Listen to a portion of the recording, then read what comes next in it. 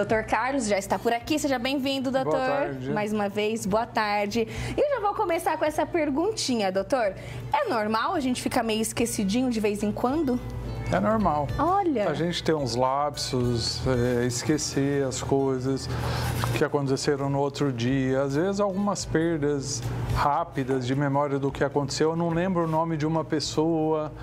Isso é normal, isso acontece e faz parte. O nosso cérebro ele não consegue guardar tudo. E até bom, HD, porque... né? E até bom, porque a gente guarda as coisas que são importantes. Se fosse guardar tudo, não teria espaço no HD, né? É verdade, né? Mas quando a gente fala assim dessa esquecidinha de vez em quando, né? O que pode ser considerado normal e quando pode acender um alerta? Quando acontece episodicamente, eu tenho eventos de lapsos de memória. Quando isso não atrapalha a minha vida acadêmica, a minha vida profissional, no meu trabalho, isso é normal. Isso acontece, às vezes não lembro o nome de uma pessoa, daí um tempinho... Onde eu guardei tal coisa? Exatamente, né? Meu Deus, estava aqui agora, onde que eu coloquei? Às vezes acontece. Hoje em dia a gente faz muita coisa ao mesmo tempo, né? Tá olhando no celular, tá dirigindo, tá pensando no que vai fazer no trabalho. Isso faz com que a gente não preste atenção adequadamente naquilo que a gente está fazendo. São muitos focos ao mesmo tempo. Isso faz com que a gente esqueça mais. É verdade. E já vou até pegar um gancho do fim de ano, né, doutor? Chega fim de ano, parece assim que tudo dobra, a correria dobra, o trabalho dobra, a gente tenta dar conta de tudo. E até o que eu vou falar é muito verdade, eu ia até perguntar depois para o senhor, que, assim, chega final de ano, a gente tá tão estafado, assim, aquela estafa mental, que acaba dando esses brancos também, e a gente para, fica até preocupado. O que está acontecendo? Só essa semana nós passamos o seu contato por umas 4 telespectadoras que perguntaram. Até falei para Carol, falei assim, será que é por conta da correria do final de ano? A gente não aguenta, acaba tendo uns lapsos, a gente fala assim, melhor procurar um neuro. Parece que a gente tira férias no final do ano e a bateria vai acabando, né? Mas realmente, assim, o estresse, aquilo que a gente vai acumulando no ano todo, parece que quando vai chegando perto das férias ou das festas, a gente sente mais, né? É como um dia, você começa o dia muito bem, alguns funcionam melhor no período da manhã, vai chegando no fim do dia, já vai sentindo aquele cansaço. A pessoa que estuda muito, você consegue estudar lá 1, 2 horas com bastante afinco, depois tem que parar um pouquinho. Nós somos exatamente isso. Tem que parar um pouquinho de vez em quando, relaxar, é preciso. fazer uma atividade física bem feita, né? Ter um bom sono, hábitos adequados de saúde. Perfeito. A gente até fala muito disso aqui com o doutor André, né? A gente sempre está batendo nessa tecla que tudo isso é qualidade de vida, né, doutor? Porque senão dá aquele bug, sabe aquele bug do Windows, né? Que você para assim, meu Deus, aí não é legal, né? Exatamente. Tem um caminho fácil, que às vezes é buscar medicação, e o caminho mais difícil, que é realmente você adequar seu estilo de vida para que isso não aconteça. Quando a gente fala em perda de memória no jovem, eu vejo muitos jovens preocupados, alguns vão no consultório e falam, doutor, será que eu vou ter Alzheimer? Né? A gente vê que, geralmente, não que a gente vá descartar isso, né? Que uma pessoa abaixo de 60 anos não possa ter Alzheimer, mas é muito raro, né? Então, existem inúmeras outras causas que levam à perda de memória. Olha. Então, as pessoas têm que, isso está me incomodando, isso está me atrapalhando. Tem que procurar um neurologista para fazer uma análise e ver qual é a causa dessa perda de memória. Com certeza. Eu ia até tocar nesse assunto agora, da questão da faixa etária, porque a gente sempre fala aqui, né, do esquecimento, da perda de memória nos idosos, inclusive Alzheimer, né, já falamos aqui algumas vezes. Mas quando a gente fala aí do esquecimento e jovens, quais são os principais causadores aí, doutor? Eu acho que o estresse lidera esse ranking. Sem dúvida, né? Assim, a ansiedade, o estresse é a principal causa. Né? Libera muito cortisol interrompe a sinapse, então realmente isso é a principal causa. Mas a gente tem outras causas. Depressão também causa bastante esquecimento. O transtorno de déficit de atenção, né? As pessoas que às vezes não fazem várias coisas ao mesmo tempo. tem aquele déficit de atenção já da infância que não foi tratado. Aí pode, né, evoluir. Exatamente. Então, a pessoa está sempre aqui no mundo da lua, né, que a gente fala. Além disso, tem o uso de substâncias como benzodiazepínicos, né? Então, eu tomo lá um remedinho para dormir, isso também piora o esquecimento. Uso de álcool, né? Então, tem algumas deficiências de vitaminas, de sais minerais. Importante também. É investigar também, né, doutor? Exatamente. Acendeu aquele alerta, procurar uma consulta. O hipotiroidismo. Olha. Então, assim, a gente vê o alcoolismo, né? Chega na época das festas, a gente bebe um pouquinho a mais e tem até históricos das pessoas que falam, poxa, eu não me lembrei nada, não me lembro nada do que aconteceu depois de uma certa parte da festa, porque o álcool causa essas amnésias. Olha só, né? Até muitas pessoas entram em coma alcoólico, né? Exatamente. Que é perigoso demais. Perfeito. Exatamente. Nosso bate-papo está só começando, tem muito que a gente ainda falar aqui sobre o assunto. Aquele branco, deu branco na hora da prova, né? Nervosismo, tá de alguma maneira atrelado aí. E também vamos falar mais um pouquinho sobre perda de memória aí, o avanço também da medicina, né, doutor? Sim. Tratamento e tudo mais. Então aproveita o intervalo para mandar aqui a sua dúvida, daqui a pouquinho a gente continua.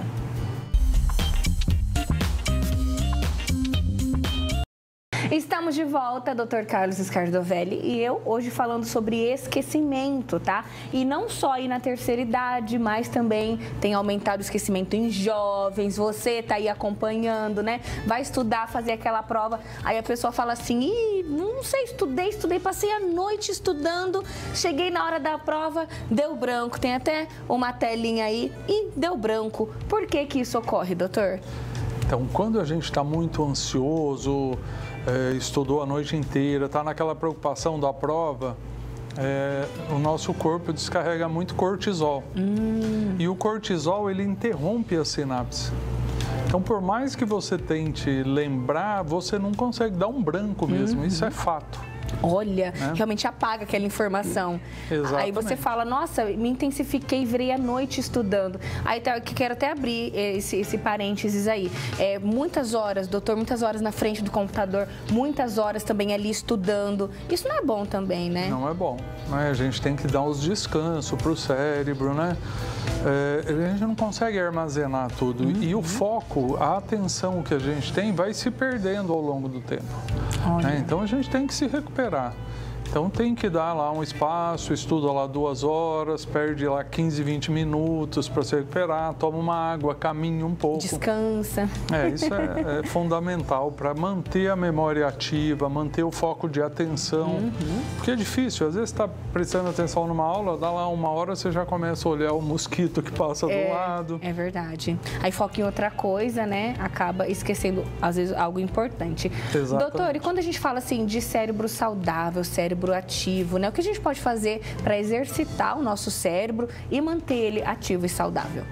Então, geralmente a gente fala muito naquele tripé da saúde e funciona para o nosso corpo todo, né? Você não tem cérebro são sem corpo são. Verdade. Né? Então, você tem que investir numa saúde física e numa saúde mental. Hoje em dia a gente vê assim, inúmeras doenças mentais, depressão, ansiedade e às vezes as pessoas têm preconceito com relação às doenças mentais, né? Então precisa ter um bom tratamento da doença mental, precisa ter um bom acompanhamento físico, nutricional, porque o tripé da saúde é sono, boa alimentação e exercício físico, né? É verdade. Além disso, manter o cérebro estimulado, né? As leituras, né? Os livros, os antigos livros. São muito interessantes. Tem alguns jogos também, né, doutor, que às vezes exercitam o cérebro. Eu vejo, assim, com muita dificuldade, quando a gente indica para uma pessoa, olha, você vai fazer um exercício para estimular seu cérebro. Mesma coisa de falar, olha, uma pessoa de 60 anos, agora você vai para a escola de novo para exercitar seu cérebro. Então, a gente tem que adequar coisas que acontecem na nossa vida que estimulam o meu cérebro, né?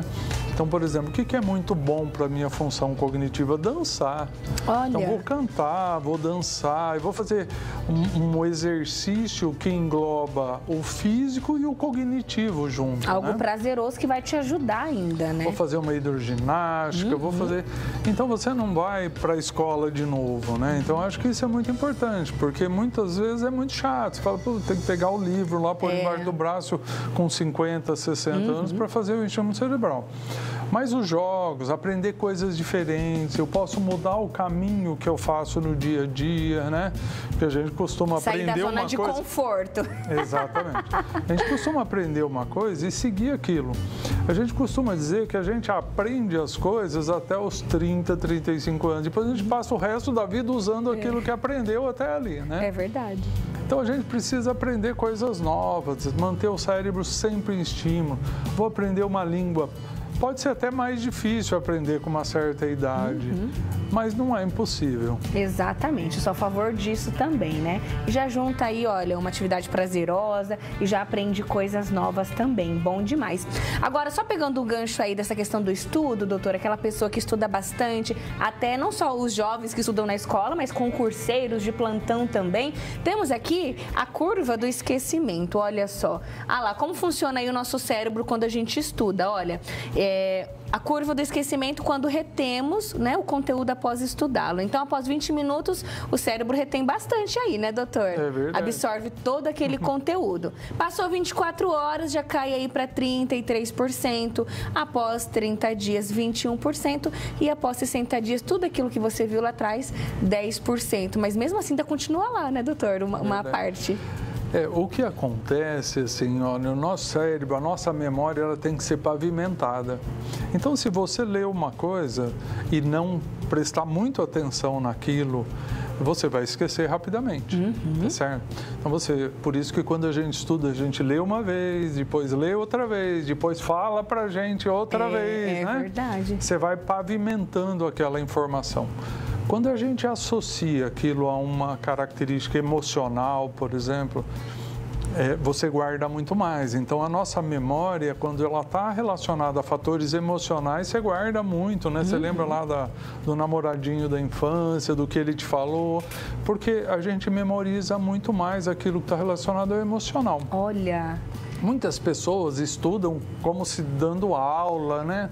Colocando a emoção com afinco e falam, eu guardo muito mais coisas assim. Eu leio em voz alta, guardo mais, né? Cada um também tem aí os seus métodos, que funciona para um, que funciona para outro. Exatamente. Né? Mas é mais ou menos assim, a tendência da nossa memória, a gente precisa fazer aquele caminho, pavimentar para que ela fique retida mesmo, né?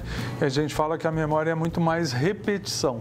Então não adianta, tem pessoas que têm uma memória fora de série, mas não é o normal.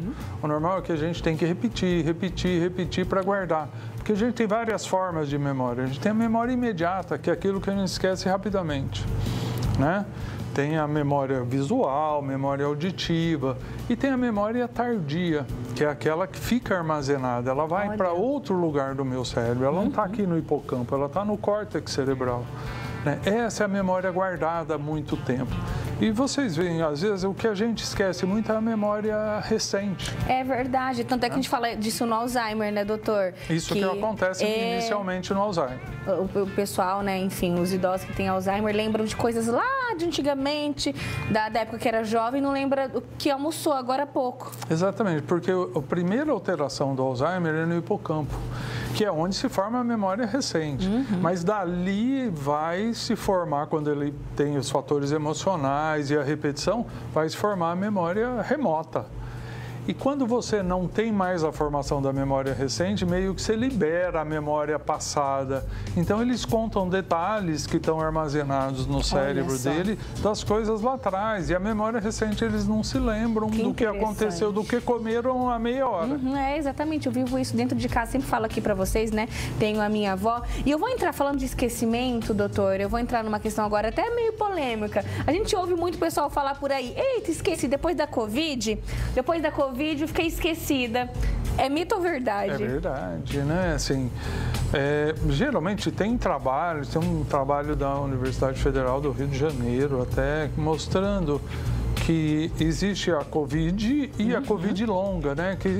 que é a que continua com sintomas depois, e uma delas é a alteração da memória, né? Parece ter uma proteína, uma spike, que é liberada pelo vírus, é a proteína, não é o vírus que vai atingir o cérebro, então atravessa a barreira hematoencefálica e vai causar uma inflamação no hipocampo. Olha, então é verdade mesmo. Isso foi testado em ratos e realmente se constatou que isso é verídico. Né? Olha só, quem aí, né, nunca disse isso depois da Covid? Você tá esquecido, tá com esquecimento aí pós-Covid? Manda aqui pra mim no WhatsApp, olha só. Falando nisso, várias perguntinhas já chegando. A Ellen, interessante, Ellen, acho que até o senhor já respondeu aqui alguma vez, mas vamos relembrar aqui para Ellen. Ela está perguntando a diferença de demência e Alzheimer. Então, Alzheimer é um tipo de demência. Então, Perfeito. Você pode ter uma demência frontotemporal, você pode ter Alzheimer, você pode ter demência de pique, você pode ter vários tipos de demência. O que é a demência? Eu considero muito a demência quando a pessoa não consegue mais cuidar de si mesma. Então, ela depende de outras pessoas para se alimentar, para tomar banho, para tomar os seus remédios. Existem estágios antes da demência. Seria um comprometimento cognitivo leve, né? Que a pessoa diminui a sua capacidade, mas ela continua cuidando de si mesma. Perfeito. Então, a gente tem que estar atento a esses pontos. Respondido então para Ellen. Agora, o relato de outra telespectadora aqui não deixou um nominho, mas olha que interessante. Minha filha tem 19 anos e teve um traumatismo moderado há um mês. Ela não se lembra de nada do acidente e nem da internação, mas de antes do acidente, sim. E agora está se recuperando muito bem, só que ainda tem muito sono por conta dos remédios. Interessante. Então, ela não se lembra do acidente, mas se lembra de antes. Sim. É muito colocado. Isso é uma amnésia anterógrada, retrógrada, se ela se esquecer da parte de trás ou do momento. Então, são tipos de amnésia que são encontrados no traumatismo. Significa que o trauma foi de leve, moderado, né? Então, assim, já teve uma intensidade, uma energia desprendida alta que causou alterações neuronais que levaram a esse esquecimento. Olha, talvez até um bloqueio do próprio organismo, doutor, para ela não ter essa lembrança. O que a gente costuma dizer como neurocirurgião, assim, não se preocupe com aquilo que esqueceu. Se você ficar tentando lembrar, você vai ficar mais traumatizado ainda. É verdade. Né? Que bom que esqueceu essa parte ruim. Esqueceu, deixa para lá. Se voltar, ótimo, não vai fazer falta essa memória. Muitas pessoas se focam naquilo. Puxa, eu quero lembrar o que aconteceu, eu quero lembrar o que aconteceu. Começam a ficar ansiosas e vai fazer o quê? Vai piorar o esquecimento. É né? verdade. Olha só, a Josiane Carvalho, Dr. Carlos é um excelente médico. Meu pai faz acompanhamento com ele. Aí ela já emendou numa perguntinha, doutor. Queria saber quando os esquecimentos em idosos não são considerados normais. Ele tem 77 anos. Então, quando não é normal, quando já prejudica, né? Como o senhor diz, prejudica o dia a dia. Com a idade, a gente vai esquecendo mais, né? Então, não é normal a gente ter um prejuízo nas atividades. O idoso começar a notar as coisas, isso é normal, faz parte. Mudar as atitudes, né, diante das suas atividades diárias, tá tudo certo. É normal esquecer mais aí com a idade. Até a gente esquece, né? Imagina aí nossos idosos. A Maila. Meu marido foi diagnosticado com demência aos 55 anos. Novo, né, doutor? Gostaria de saber se o doutor Carlos faz acompanhamento de demência. A Maila tá perguntando aqui pra gente. Sim, é um quadro raro, né? Geralmente a gente fica muito preocupado com essas demências precoces, porque a evolução tende a ser mais difícil um pouco, uma evolução mais rápida, né? Assim, tenho até um colega de profissão que estudou comigo, que foi diagnosticado com um quadro, é muito triste, e tem que fazer um acompanhamento, tem que fazer um acompanhamento adequado. A gente não tem muito, assim, mecanismo de brecar isso, Entendi. né? Mas a gente pode acompanhar, né, doutor? Tem que acompanhar, tem que diminuir a evolução, tem que tentar manter a pessoa ativa, tem que orientar a família, porque é muito difícil. É verdade, né? E numa próxima oportunidade a gente vai falar disso, de rede de apoio, né? De como que é esse tratamento no dia a dia, porque tava tão bom o papo que eu nem vi a hora passar. Conversamos bastante aqui hoje, doutor. Obrigada. Que bom, obrigado pela presença mais uma vez. E olha, todo mundo está perguntando aqui, podem acompanhar, né? Neurocentro, pode acompanhar nas redes sociais também, o doutor Carlos, o doutor André, né? Todo mundo, a família inteira, né, doutor? Sim.